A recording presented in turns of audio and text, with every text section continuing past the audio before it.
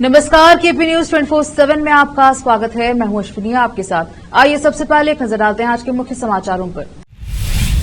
कांग्रेस नेताओं ने मुख्यमंत्री सिद्धरामैया से एमएलसी टिकटों के लिए वफादार कार्यकर्ताओं को चुनने का किया आग्रह।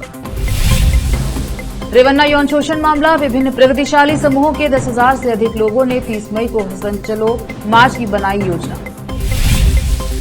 पूर्व मंत्री के एस ईश्वरप्पा ने कहा, कर्नाटक में बीजेपी को शुद्धिकरण की है जरूरत। मैं डिप्रेशन में हूं, पेरेंट्स से माफी मांगता हूं। नए वीडियो में भारत लौटने पर बोले प्रज्वल रेवन्ना। विधायकों की खरीद मामले को बीजेपी के खिलाफ इस्तेमाल करना चाहते थे केसीआर, पूर्व अधिकारी का दावा। वकीलों को गर्मी में मिलना चाहिए, काले कोट से छुटकारा, सुप्रीम कोर्ट में याचिका दायर कर की गई मांग।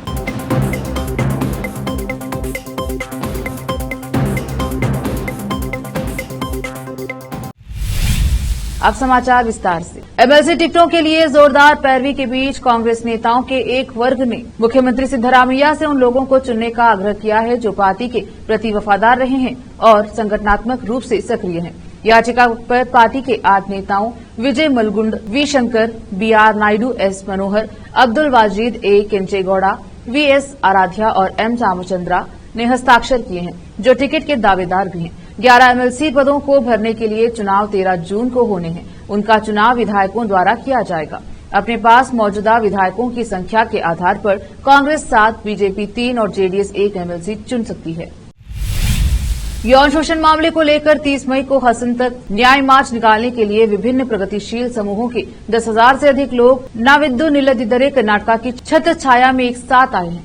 समूह ने जेडीएस सांसद प्रज्वल रेवन्ना द्वारा राजनीतिक शक्ति, संवैधानिक जिम्मेदारी और जातिगत विशेषाधिकार के दुरुपयोग की निंदा की है और उनकी तत्काल गिरफ्तारी की मांग की। समूह ने जेडीएस सांसद प्रज्वल रेवन्ना द्वारा राजनीतिक शक्ति, संवैधानिक जिम्मेदारी और जातिगत विशेषाधिकार के दुरुपयोग की निंदा की और उनकी तत्काल गिरफ्तारी की मांग की।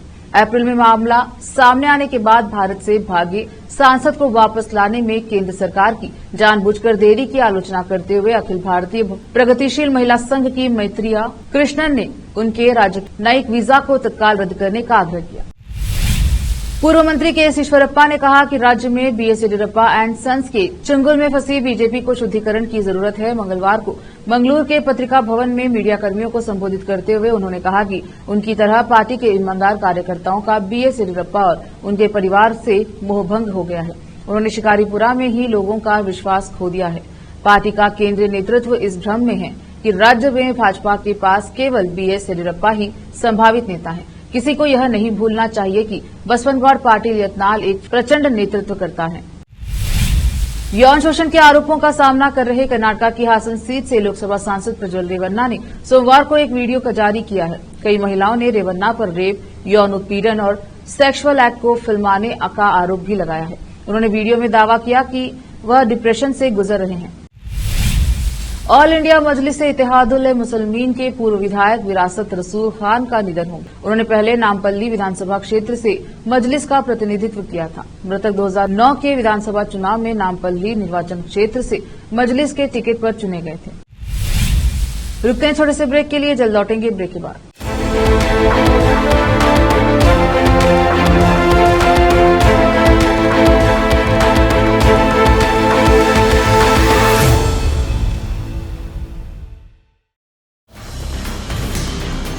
हिंदुस्तान के हर कोने में हम हैं मौजूद। 24 घंटे हालात पर गहरी नजर, खबरों से जुड़े चुपते सवालात और आपको दिखाता है धार्मिक, सामाजिक, राजनीतिक, लोकल और इंटरनेशनल न्यूज की सबसे बेहतर कवरेज जो आपको रखती है हर पल बाखबर। देश और दुनिया भर की खबर के लिए देखते रहें केपी न्यूज 24/7। ब्रेक के बाद स्वागत है आपका, देखते हैं समाचार।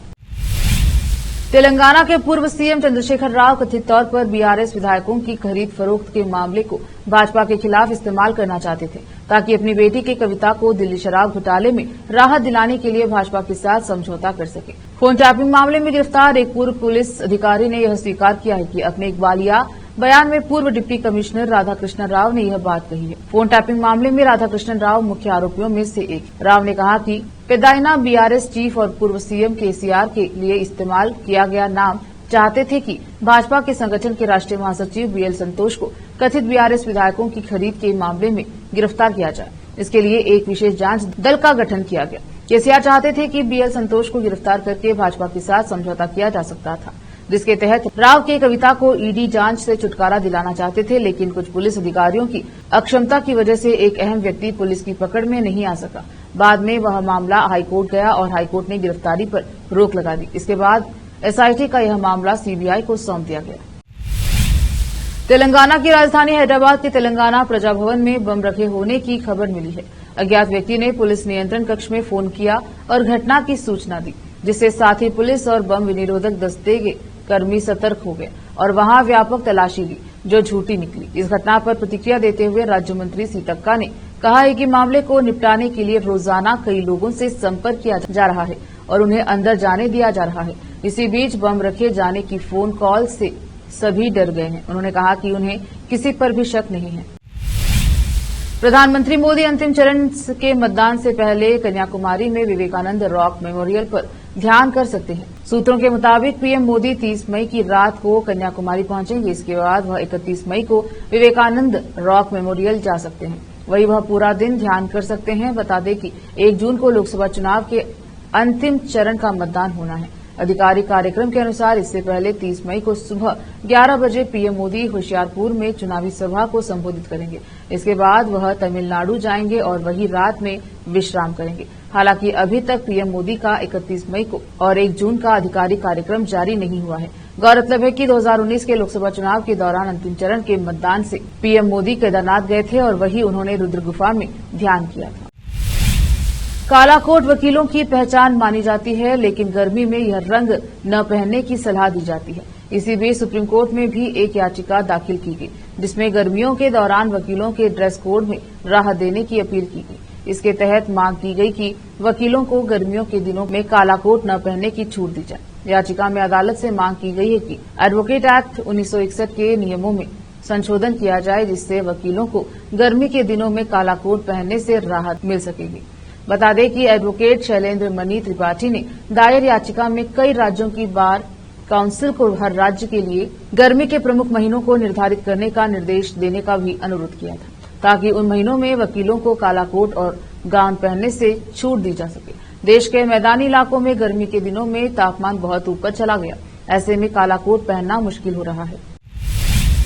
लोकसभा चुनाव के आखिरी और 7वें चरण में समाजवादी पार्टी को एक बड़ा झटका लगा है। मुलायम सिंह यादव के करीबी रहे पूर्व मंत्री नारद राय ने पार्टी को छोड़ दिया है। वो अब बीजेपी के साथ जुड़ गए हैं। केंद्रीय गृह मंत्री अमित शाह से मुलाकात करके नारद राय ने सोशल मीडिया पर इस बात का ऐलान किया। वो बलिया के बड़े नेताओं में से एक माने जाते हैं। अखिलेश यादव पर आरोप लगाते हुए उन्होंने कहा, मैं दुखी मन से पार्टी से अलग हो रहा हूं। पिछले 40 सालों का साथ आज छूट रहा है। अखिलेश यादव ने मुझे बेइज्जत किया है। मेरी गलती बस यही थी कि मैंने अखिलेश और मुलायम सिंह में से नेताजी को चुना है। मुझे पिछले 7 सालों से लगातार बेइज्जत किया जा रहा है। अखिलेश यादव ने 2017 में मेरा टिकट काट दिया। 2022 में टिकट तो दिया, लेकिन मेरे हारने का इंतजाम भी किया। केंद्रीय गृह मंत्री अमित शाह से मिलने के बाद नारद राय ने कहा, वो अब पूरी ताकत बीजेपी के लिए लगाएंगे। जितना हो सकेगा उतनी ताकत से बीजेपी को जीत दिलाने की कोशिश करेंगे। फिलहाल रुकते हैं एक और छोटे से ब्रेक के लिए, जल्द लौटेंगे ब्रेक के बाद।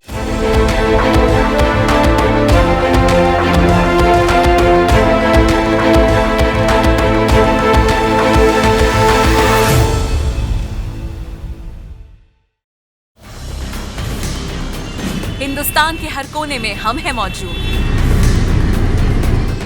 24 घंटे हालात पर गहरी नजर, खबरों से जुड़े चुपते सवालात और आपको दिखाता है धार्मिक, सामाजिक, राजनीतिक, लोकल और इंटरनेशनल न्यूज की सबसे बेहतर कवरेज, जो आपको रखती है हर पल बाखबर। देश और दुनिया भर की खबर के लिए देखते रहें केपी न्यूज 24/7। ब्रेक के बाद स्वागत है आपका। देखते हैं समाचार।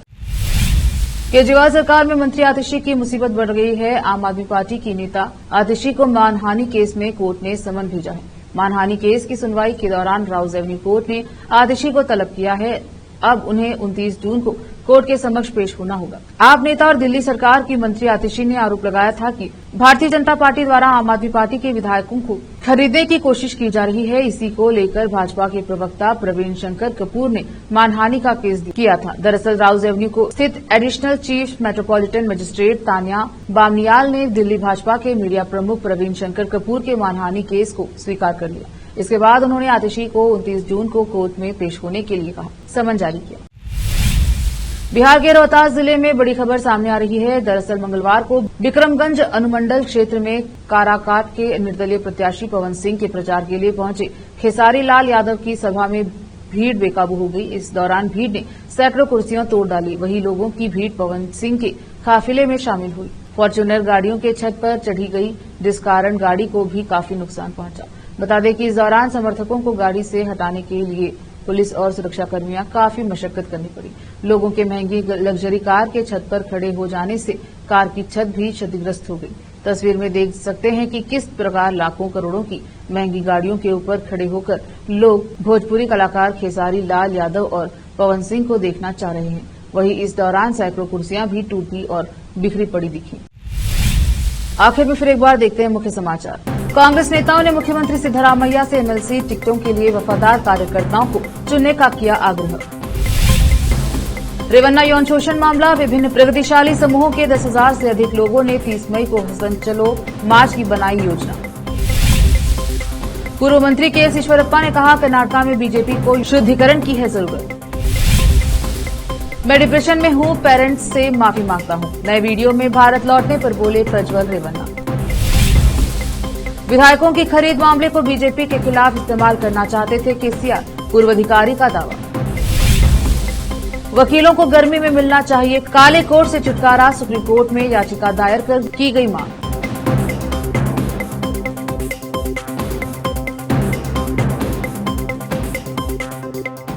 केपी न्यूज के बुलेटिन में अब तक के लिए इतना ही। देश प्रदेश के समाचारों के लिए देखते रहिए केपी न्यूज 24/7। धन्यवाद।